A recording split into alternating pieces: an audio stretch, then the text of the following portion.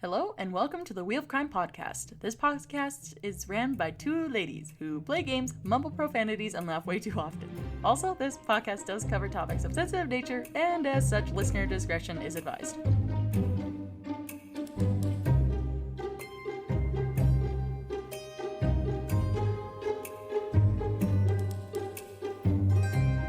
Hello, and welcome back to the Wheel of Crime podcast. My name is Jen. And my name is Emily, and welcome back to another episode of your favorite podcast. Maybe, probably, maybe. We are back to our regularly scheduled programming. Last week I did a solo episode. Did you listen to it yet, Em? No, I haven't. I did see it though, and I remember looking and being like, I can't believe Jenny talked to herself for like 17 minutes. Good for her. No, but I've done it for longer than that for unpodcast related things. So you know what? It's just part of my usual routine at this point. I was gonna say, I was like, that seems like the average length of my regular self monologue, so that checks out. Exactly. I actually covered a really interesting story last week. I covered the 1911 heist of the Mona Lisa. That's really cool. See, I saw that and I have it saved, but I'm just who I am as a person, so I haven't listened yet. But I will. I can promise you that. I see. But yes, that was that. But now we're back with both of us, which I prefer because I like having someone else to talk to. I feel like it's slightly more entertaining than talking to yourself, but like, I guess it depends on the day. I had to cut out a lot of sighing. Like I would say something and I'd be like, You're like, how disappointing. I can't share my words with Emily. This one time. You know what, though? It's definitely better this way, because otherwise we would have gotten, like, me having, like, a full-on panic attack for an entire episode, and it probably would have been a little bit around 17 minutes as well. Well, I'm glad that we can bring to you guys another new episode this week, and I'm really excited to hear your story. So much anticipation has been building about this. I know. Well, I already kind of had this idea brewing for a little bit, and then when I saw you last, I got this, my inspiration, kind of like, the ideas that were, like, swirling in my head finally, like, formatted into something useful, so we're gonna go with that. It's gonna be good. I'm very excited, but, Is your bird swinging from the chandelier by any chance? She is ringing her bell furiously. Okay, I was like, I could even hear that. She is losing her marbles. I love that for her, though. We're happy for her. We are. I will hopefully cut that out for you guys, but, love that for us. Yes, very lovely. But no, well, has there been anything that you've been up to this last week that you want to share with the listeners? Honestly, no. I've just been working less than normal, so that's good. Basically, I'm on vacation. Quote unquote Jenny vacation, which is not like normal people vacation. This is Jenny vacation, where she wakes up at 5 a.m. and then starts working on like all kinds of like projects that she has going on, and then at 7 p.m. she's like, yes, what a good productive day of vacation. Hey, I'm only working like 6 to 9 hours per day, which is like a lot less than I normally work. So it is like a vacation. And on my lunch breaks, I can like go for a walk or something. The freedom. You know what? I will give you that much. That does sound really nice, actually. Can't say the same for myself. I'm still on the 12s. But it's fine. It's fine. It's fine. Hey, we were both grinding on those 12s for long enough. I think I'm ready for a break. I'm sure you are too. Oh my gosh, break mentally? For sure. I've been grinding on these 12s since, for sure, it really amped up around November. So I'm really hoping for that plateau to happen soon. Otherwise, I'm gonna lose my marbles. It's too late, they're already gone. But I know. I think the last time I worked less than 12 hours was June last year. Like regularly, or like just like one off? Like regularly, because for a few months, like the spring last year, from like February to June last year, I was doing around 8 or 9 hours, which felt great because I had just come off doing 12s, and then since June, I've been on between 12 to 18-hour days. Yeah. See, I'm hoping I'm not in for the long haul like you've been, but we'll see what happens. It's been a little hectic. A little hectic lately. But yeah. Well, just a little hectic. Well, my favorite part is the coasting on fumes and kind of forgetting where I am and what I'm doing all the time. That part's excellent. But yeah, no. Yeah, love that for you. Love that for me. Yeah, no, I've been trying to think about what I've been doing the last week, but I feel like when I haven't been working, I've been trying to play, Pokemon Arceus, because that game came out, and I think I talked about that with you and John last time I saw you guys, because John was talking about maybe playing it. We went and saw his sister and brother-in-law this past weekend, and his brother-in-law is very into the game, and I think he's fully sold now. Okay. Because, yeah, no, not... well, maybe a little bit of spoilers for listeners, but like I'll try to be good. I'll try to be a good noodle. It's just, for me, it reminds me more of not like a traditional Pokemon game, but more like Pokemon Ranger, and it's also not like a true RPG. So like my suspicions about it were correct for lots of things, but it's good in its own way. If that makes sense. Yeah, I mean, I watched a bit of the gameplay over the weekend with my brother-in-law, or John's brother-in-law. Mm-hmm. I don't know what he is to me, but yeah, a friend. The landscape definitely does look a little sparse, but it seems like it's a fun game. Oh yeah, and like it does. For me, anyways, it kind of took away certain elements of the game that I really enjoyed. Like when you play Pokemon traditionally, you usually get yourself a team, and then you build on that team and you work with that team up until you get to like the end, and then you can like compete and like beat the game basically.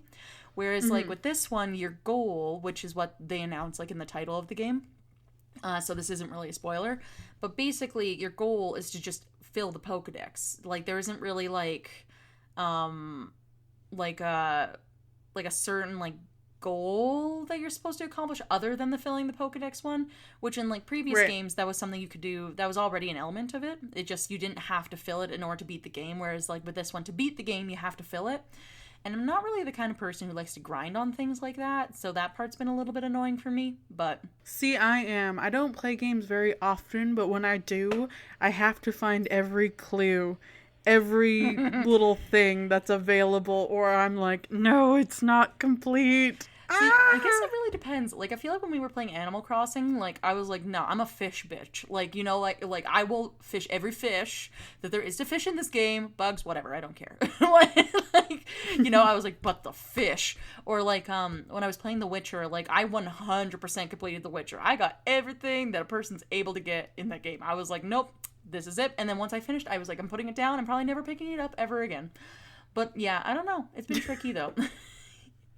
Yeah, I don't know. We really like to play these games. Like the first one was called Until Dawn, and then there's like been a few since. They're like horror games, and for those it's like a choose your own adventure type game, but you find like lots of clues or whatever. Yep. And I'm like, we gotta find all of the clues. Every single one of them.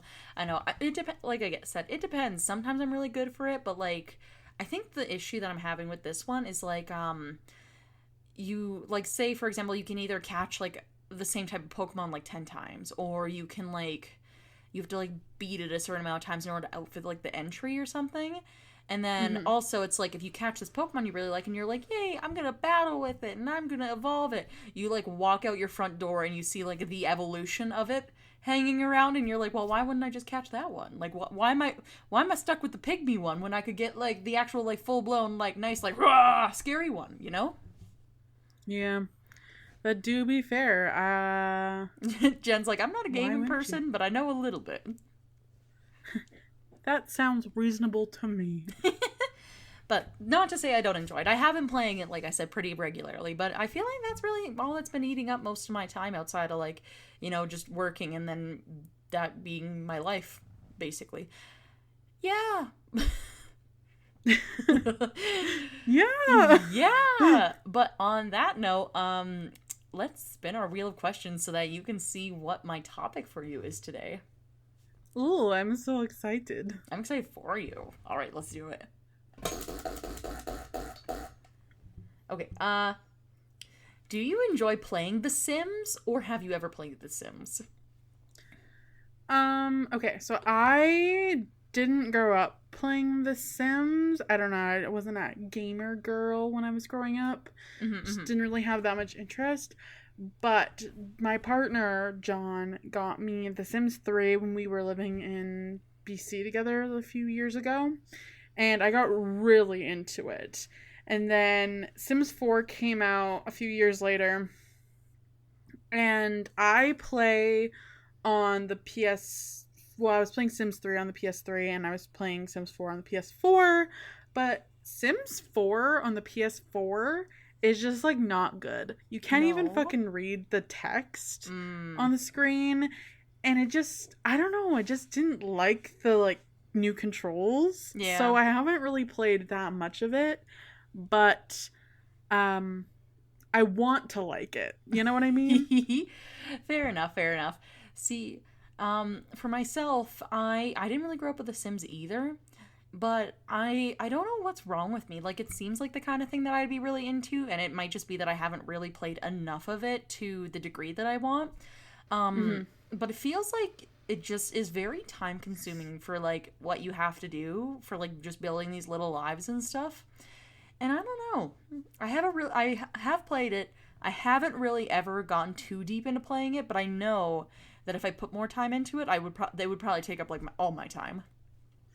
Yeah, I recently actually, when I finished my last show 2 weeks ago now, when you guys are listening to this, I started replaying The Sims 3, and I've been very into it. So that's what a lot of my free time has been taken up by. Okay, so fun. Are you the kind of person who like puts like people you know in real life into your Sims game and then makes them do all these little things, or do you like completely make new characters?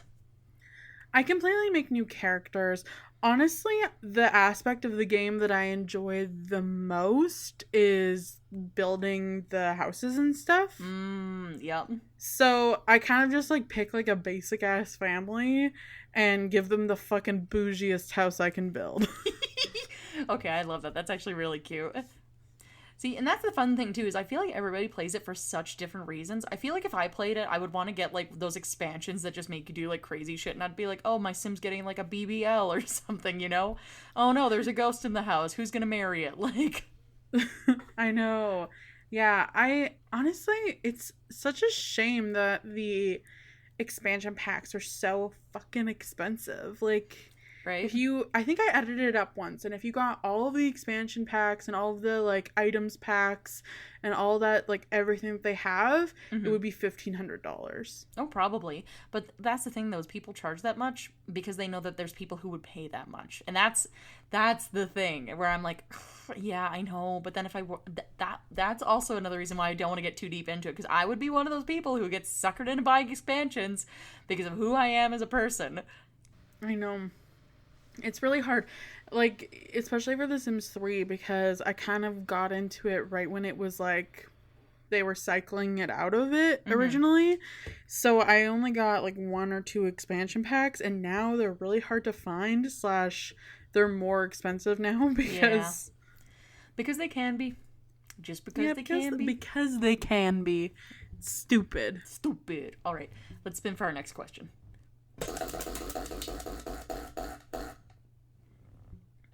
If your life path was predetermined, would it change how you acted today? I mean, probably. Yeah? In what ways? I mean, if we're, like, talking about Sims, then, you know, like, if my controller person was like, oh, you're super athletic and blah, blah, blah, my habits would probably be very different than how I am now, which is, like, I'm not a very athletic person. Right? Okay. Fair enough. Yeah, no. See, for myself, I kind of was like, well, I would probably stress a lot less because I wouldn't be so worried about, like, whatever was going to happen next if it was already predetermined, like, what the result was going to be, you know? That's fair. If I'm going to die in a pool with no ladders, then I guess I'm going to die in a pool with no ladders. Sad. I mean, sure. That's funny. But yeah, I just hope that if I am in The Sims, that I don't my person isn't doing the like 100 baby challenge or something. Oh my god, yeah, no, I see those videos all the time too, and I'm like, oh no, bro. Or what's another one? I saw somebody had like a basement of like prisoners, and all of them were like painting art projects to like make the homeowner money. It was interesting to say the least. That's terrible. Right, it was like a slave shop of artists, and I was like, this is an interesting take. I wonder what happens in your brain. I'm afraid for you. Right? I'm afraid for people who live with you, but I understand also. That's everybody. Alright, let's gotta get those simoleons, yo. Yeah, gotta grab for those simoleons. Simulans? Simleons. I don't know. I think it's simoleons. I don't know. Alright, let's spin for the next question. What would you do if your life was controlled by a computer? So rather than like the question I just asked you where your life path is predetermined, how would you feel like if there was just like a computer somewhere that somebody would put like random inputs to and it would impact like how you make your everyday decisions? Sad.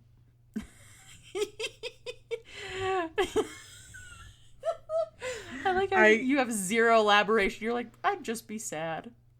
I do enjoy my free will. I mean, you know what? That's a fair take. I will accept that answer because that is a good one. Just saying. I mean, it do be something that I like. So I would like to continue having my free will. Yep. Thank you. Thank you. Yeah, no, I think that checks out. And then I don't know. I feel like for myself, I don't really know what I would do. I too would probably be sad because I would think to myself, I want a sandwich, and then a computer would make me take a walk instead or something. But I don't know. It'd be different though. I'd probably make better choices, but I wouldn't be happy about it. But I'm not gonna be happy about it. I feel that on a deep personal level. I'd make better decisions, but I wouldn't be happy about it. I guess I'll take a stupid walk for my stupid mental health. Yeah, right? Like those TikTok videos where it's like, take a stupid walk for my stupid mental health. Exactly. Right? I know, I see those too, and I'm like, no, look, I can't believe they put me in a TikTok. Wow. Wow. Wow. All right, let's spin for our last question.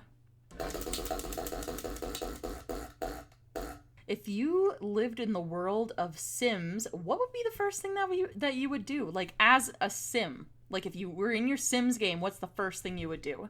I would get the llama and make myself a millionaire. Good the one. Magic llama. With the magic llama. See, I know zero about the Sims, but I've decided that the first thing that I would do is try to do the grilled cheese challenge, where you eat like 100 grilled cheeses in a row and then you get a reward for it. That's a thing? Yeah, I saw like a whole video about it. Oh, that's amazing. Maybe I'll do that with my Sims next. I want to be the queen of grilled cheese. That's like the whole point, I think. I think so. I think that checks out, actually. Right? So, with that, what do you think my topic is for you today? I think you're gonna be talking about the simulation conspiracy theory. I am. You guessed correctly. Knew it. Right? Well, I mean, I did say, what did I say at the beginning? It's like a conspiracy theory and then time of simulations. So, like, yeah, you got that right. I will read you out the description, though. Okay. So, the simulation hypothesis is a proposal regarding the nature of existence which posits that all of existence is an artificial simulation, such as a computer simulation. Some versions rely on the development of a simulated reality, a proposed technology that would be able to convince its inhabitants that the simulation was quote-unquote real. So, the simulation hypothesis bears a close resemblance to various other skeptical scenarios from throughout history of philosophy. The hypothesis was popularized in its current form by a man named Nick Bostrom. The suggestion that such a hypothesis is compatible with all human perceptual existences or experiences is thought to have significant epistemological See, that's just one of those things I can't pronounce. Sorry to say. It is English, but it's just my fault. So, consequences in the form of physiological skepticism. Versions of the hypothesis have also been featured in science fiction, appearing as a central plot device in many stories and films. The hypothesis, popularized by Bostrom, is very disputed, with, for example, theoretical physicist Sabine Hossenfelder, who called it pseudoscience, and cosmologist George F.R. Ellis, who stated that the hypothesis is totally impractical from a technical viewpoint, and that protagonists seem to have confused science fiction with science. Late-night pub discussion is not a viable theory. A bigger proposal that builds on this idea is that the Earth could be the end of a long stack of simulations. So basically, simulation theory is something that's kind of popped out throughout history a few different times within philosophy circles. What we understand simulation theory as today was popularized by Nick Bostrom, but for the most part, most people who study any of the sciences say that it's, from a technical standpoint, likely not possible, and it's just more of like a theory, right? So that's what makes it a conspiracy theory of a sort. That's a super interesting theory. I don't know if I'm like fully on board because I do think we have free will, but I know some people are very into it, and they like, I think there are people who legitimately are convinced we are in a simulation.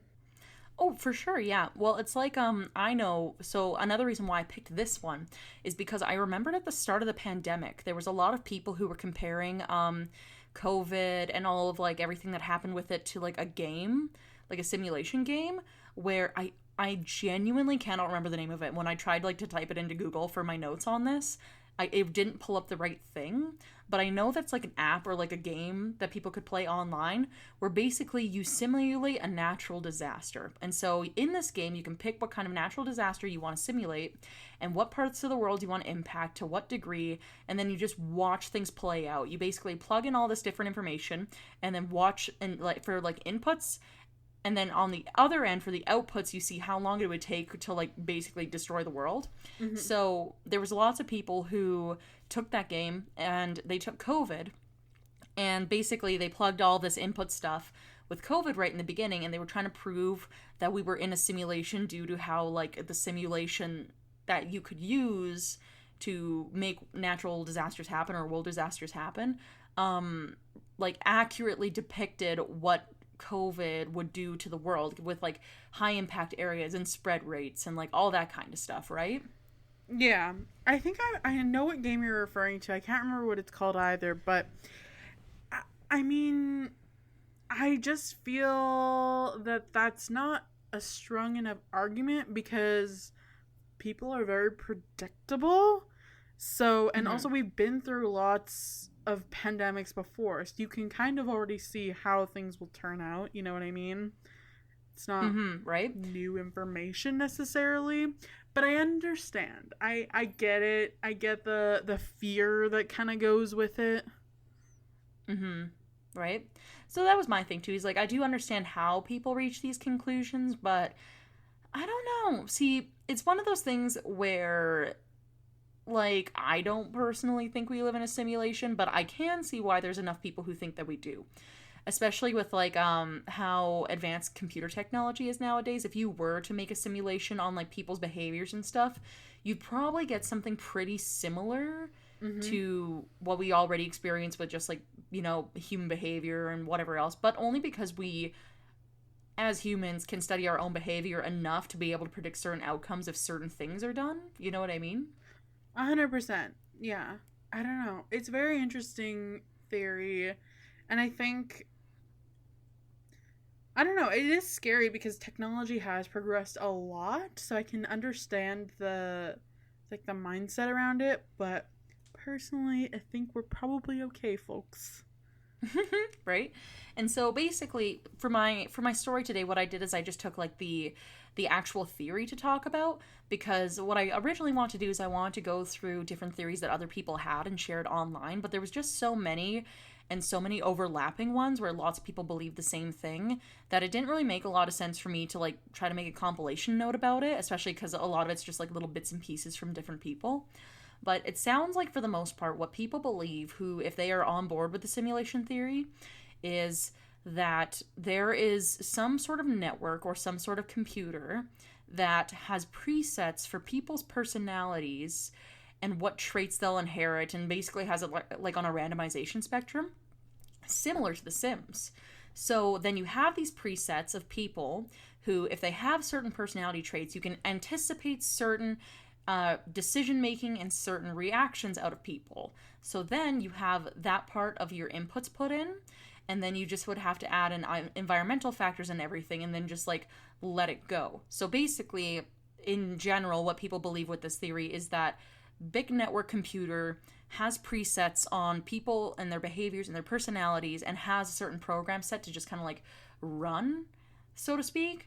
And so as it's running, people will make these decisions based off of what the presets are that are in the programming. And then from that, they would have children, or they're going to look for certain partners based off of whatever characteristics they've been given, and then pass on those characteristics. And that even though like people are making their own decisions, certain decisions are predetermined based off the programming, based on whatever their personalities are. Right? So that's the thing. So then, plus, like I said, other things where it's like environmental factors and like whatever else, like certain things will tie into like what will change people's decision making. But for the most part, it's meant to be like overly very predictable. And like certain things might come up as like random ones, but that would only be because of a randomization feature that would be included to ensure that there isn't like so much repetitiveness that it becomes like too noticeable. Too noticeable or too like predictable, I guess.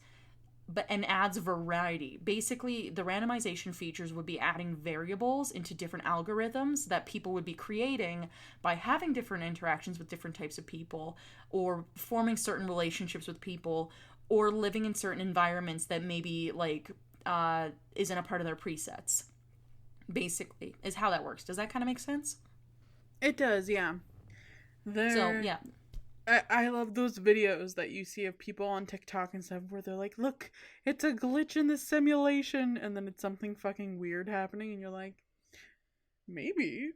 Yeah, you're right. You're like, that is fucking weird. But then, like, a lot of random things, too, happen sometimes where it's, like, probably something else, but, like, it's still pretty weird. But that's basically what people explain, like, certain odd events is, like, there was, like, an error in the code, and that's why you see certain things that aren't supposed to, like, happen, like, you know, like, stuff like that. So that's why, like, I brought in The Sims in the beginning, because a lot of people who believe in simulation theory look to The Sims as being, like, a good, like, blueprint for that. I mean, it's true, because in The Sims you can have, like, there's, like, I know you've played, but there are, like, kind of two modes of, like, the God mode, where you basically, like, are telling your person to do this, this, this, and this, and then, you know, working towards a specific goal or whatever. Or there is the, like, free-for-all mode, where you just kind of let them do their thing and put them in certain situations. Yep. So I can kind of see why people would think, people who believe in that theory would draw from that game as part of, like, the evidence, almost. Oh, yeah. So basically they pull from, like, other simulation games, mostly The Sims, and then just adding, like, a lot of math to it. Because the other theory, right, is that, well, I don't even really know if this is a theory, but I do remember reading about it a lot, but, like, math being behind everything that we do, right? As a side note, the people on the internet who bring math into conspiracy theories are my favorite, because it's always insane. Like, oh yeah, right? I'm a big Taylor Swift fan. I'm not like a super hardcore Swiftie, but like I love her. I've liked her for a long time. Oh yeah. But people on like Swift Talk are insane. They're like, her new album is coming out on March 15th because she made this post on February 3rd, and this plus this equals 13, which is 13 weeks from when she made the post. And I'm like, whoa. You guys have gone next You're like, level. Homie, listen, this is a lot of work. Why are you doing this? Like, it just, the math, whenever math comes into conspiracy theories, I'm like, okay, you're on some deep level shit right now. You're in this. Right? I know that's honestly probably one of my favorite ones too. It's like I remember seeing one a long time ago because the internet used to be like this. Well, it's always been kind of like a lawless land, but I feel like back when we were like, middle high school ish era, it was like like more lawless than I feel like today because like people would like post like one random thing on the internet and it would get blown to like epic proportions. And I remember seeing this one thing for so long. It still pops up on my Facebook sometimes, where it's like a conspiracy theory around Michael Jackson's death. And it has something to do with numbers. And they're like, well, he was talking about like this particular date, something happening before he died. But that date comes in after his death. And then there was like a whole album thing where like this was also before that album came out, his post-death album that they released. It was like 10 years or something after his death. This was before that. So then they were like, there was like an album in the make, and it's because of like you take like this number, and he was wearing like the number 3 on this like his last stage outfit before he died. And I was like, this is so much. This is so much. Like, you're in deep, pal. Like, do you need a flashlight down there? Yeah, well, and that's my thing is like I always think from the perspective of like the celebrity also, because like they're still people. I can't even imagine like say wearing like a really cute outfit one day and like just you don't even realize that like there's like that your shirt has like hidden numbers in it or something. Like maybe it's just like a cheetah pattern, but then like people take a photo of you and then they're like, oh my god, like if you take all the numbers in her shirt and you add them together you get 99, and then if you divide 99 by 3 blah blah blah blah, and that means that this thing's gonna happen on this day. I think I would be so stressed out. I would be like, now I'm under pressure to do something on that day. Like why would you do this to me?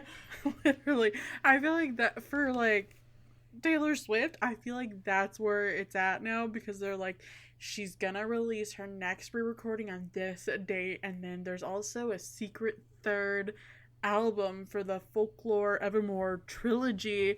People have these like Woodvale theories that are just like next level insane. What the heck is a Woodvale theory?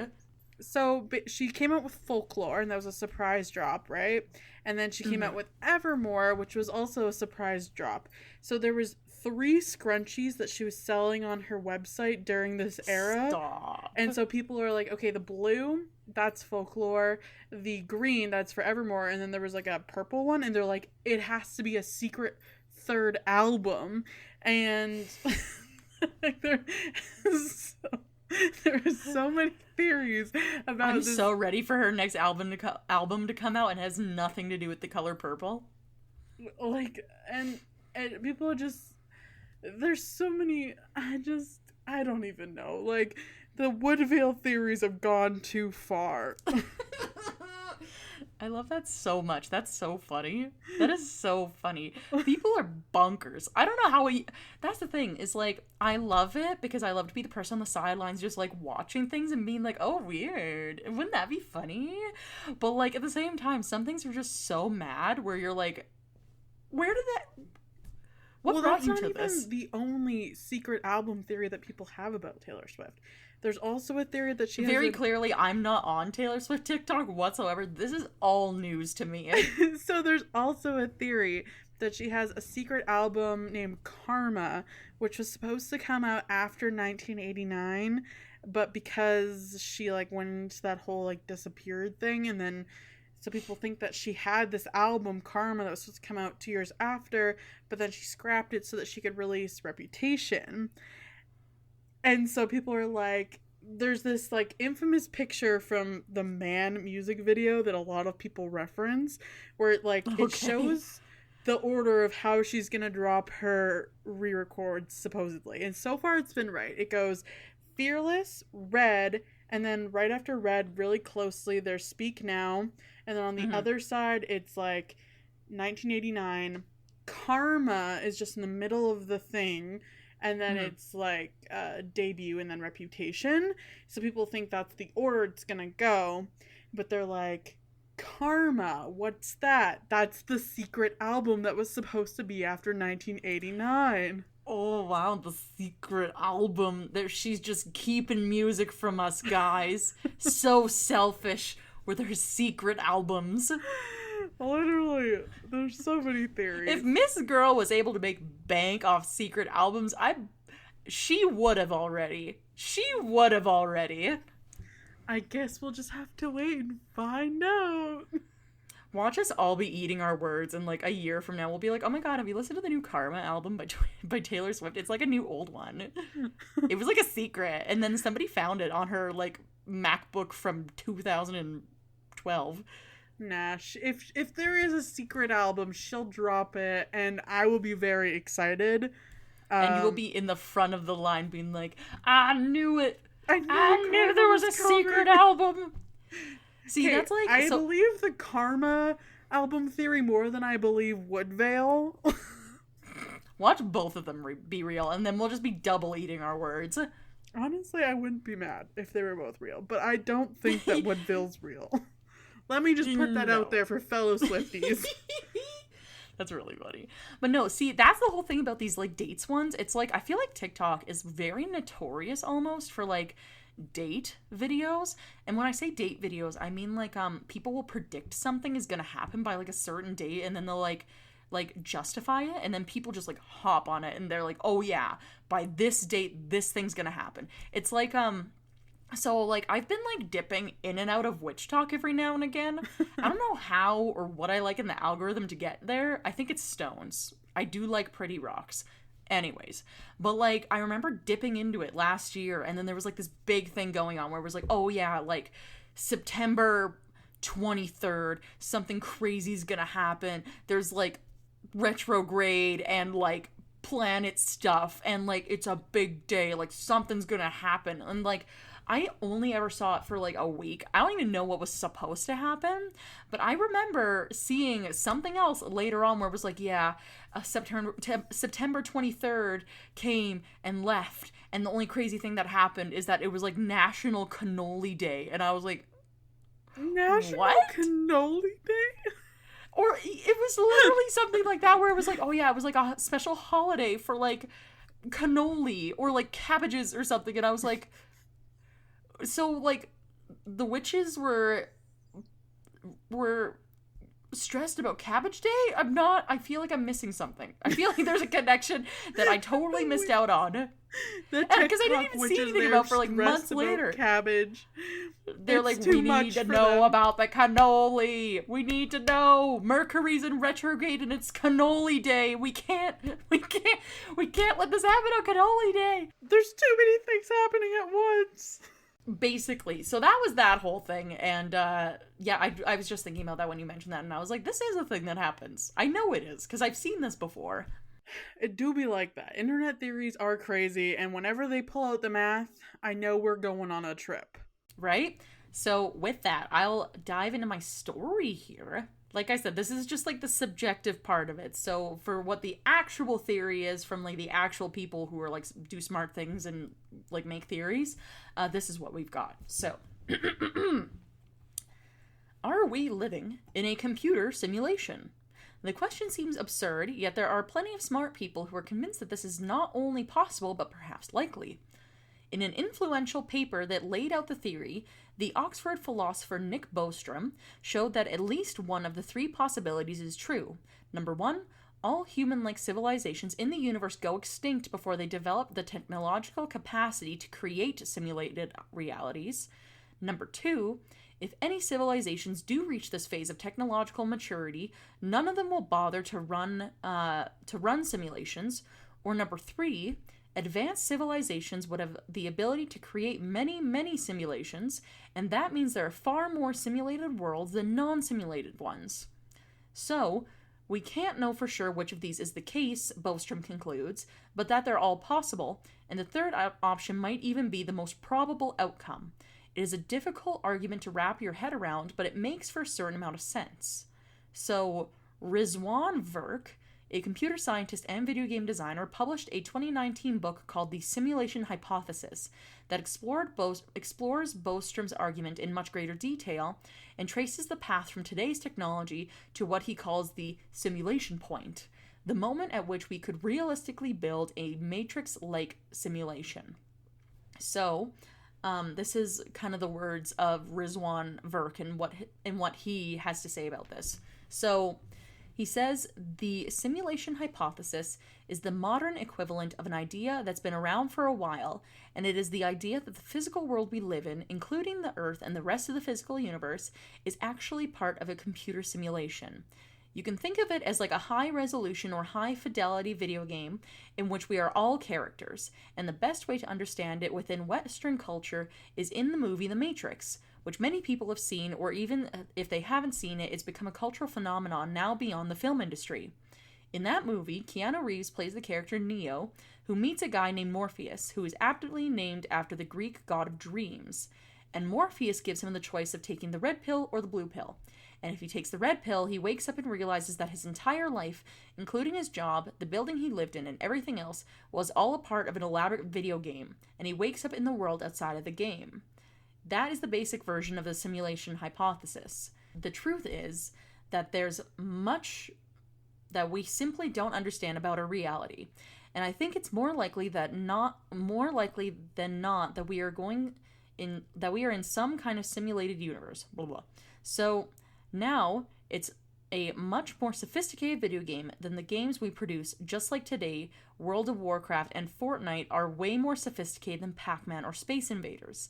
They took a couple of decades figuring out how to model physical shapes using 3D models and then how to render them with limited computing power, which eventually led to this spate of shared online video games. I think that there's a very good chance that we, in fact, are living in a simulation, though we can't say that with 100% confidence, but there is plenty of evidence that points in that direction. I'll bring up the very famous physicist John Wheeler. He was one of the last great physicists who worked with Albert Einstein and many of the other great physicists in the 20th century. He said that physics was initially thought to be about the study of physical objects, that everything was reducible to particles, and that's often what we call the Newtonian model. But then we discovered quantum physics and realized that everything was in a field of probabilities, and it wasn't actually physical objects, and that was the second wave in Wheeler's career. The third wave in his career was the discovery that on a core level, everything is information, everything is based on bits. So Wheeler came up with a famous phrase called it from bit, which is the idea that anything we see as physical is really the result of bits of information. He didn't live to see quantum computers come into reality, but is looking more like that. So I would say that if the world really isn't physical, it is based on information, or if it's based on information, then a simpler explanation might in fact be that we are in a simulation that is generated based on computer science and information. Computers do follow rules, but the fact that the rules always apply doesn't rule in or rule out that we could be a part of a computer simulation. One of the concepts that ties into this is the concept of computational irreducibility, and it's the idea that in order to figure something out, you can't just calculate it in an equation. You have to be able to actually go through the steps to figure out what the end result would be. And this is the part of the branch of mathematics called chaos theory. There's the old idea that the butterfly flaps its wings in China and it results in a hurricane somewhere else in the world. To figure that out, you have to actually go through and model every step of the way. Just because the rules seem to apply doesn't mean that we're not in a simulation. In fact, it could be more evidence that we are in a simulation. There are lots of debates around this topic. Some of us wouldn't want to know, but would rather take the metaphorical blue pill, like in The Matrix. Probably the most important question related to this is whether or not we are NPCs, or non-playable characters, or PCs, playable characters, in the video game. If we are PCs, then that means that we are playing a character inside of a video game of life, which I like to call the Great Simulation. I think many of us would like to know this. We would want to know the parameters of the game we're playing just so that we could understand it better and then navigate it. But if we are NPCs or simulated characters, then I think it's a more complicated answer and more frightening. The question is, are all of us NPCs in a simulation? And what is the purpose of that simulation? A knowledge of the fact that we are in a simulation with the goals of the simulation, or a knowledge of the fact that we're in a simulation and with the goals of the simulation and the goals of our character, I think would be still interesting to many people.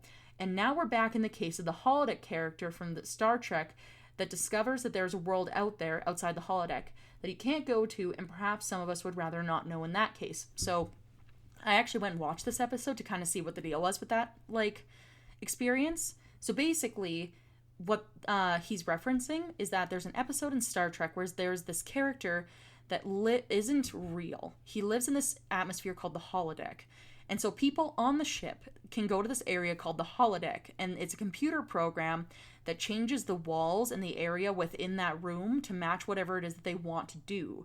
So it can be like a bar. It can be any place that they want it to be with any characters. With this character, like, that is artificial as their, like, guide in the simulated room or the holodeck. It stands for holographic deck.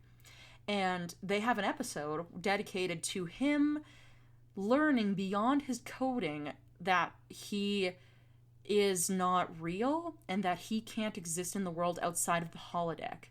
And it's this whole episode about what reality is real then if he's not real and he can acknowledge that he's not real and he exists in this world, but he can never leave it without ceasing to exist, and that his existence is only within the holodeck. So that's what this person's referencing. So just to give you a little bit of background on like what he meant by that. So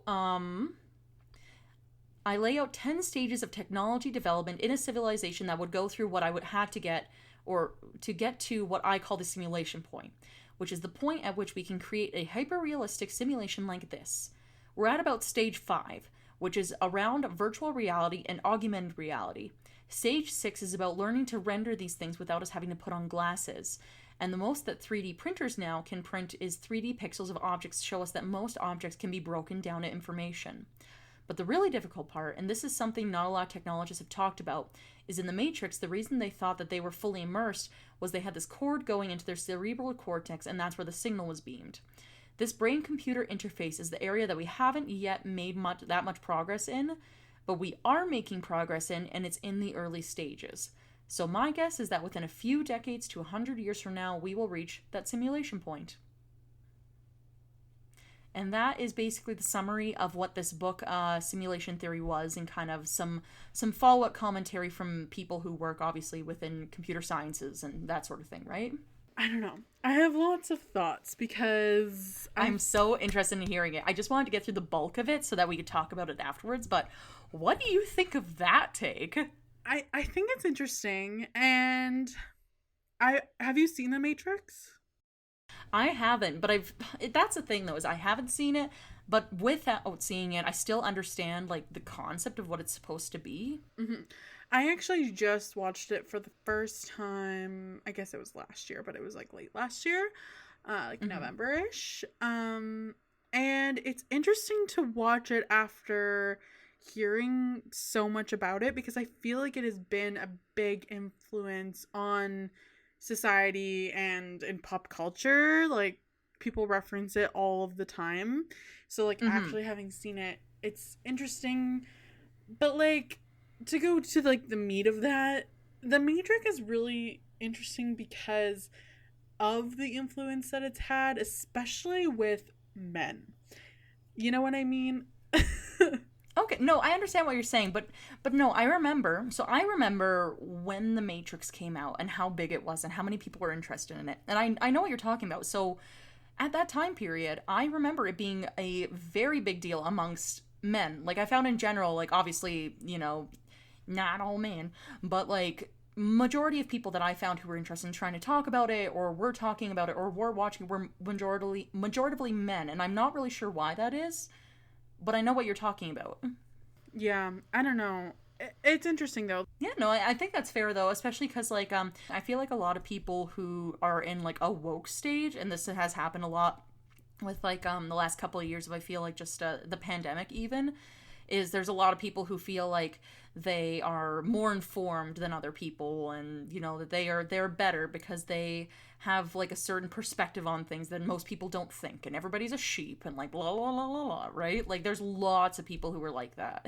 Yeah. Now, especially, I've noticed, but for sure. Also, sorry if you can hear a constant honking outside of my window. There is a freedom convoy happening in Canada right now. Yes, so they've been by my place too, because I unfortunately live close to the highway. But yeah, it's like constant. It's insane. To be fair, I can't hear anything through like my headset at all. Well, in case our listeners can hear it from my microphone, I apologize.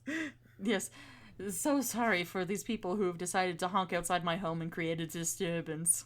Yes. Yeah, But yeah, what can I you don't do know. though? It's interesting. Like, I think The Matrix specifically has had such a huge cultural impact on a lot of conspiracy theories and a lot of Mm-hmm. different, unfortunately, alt-right groups of people.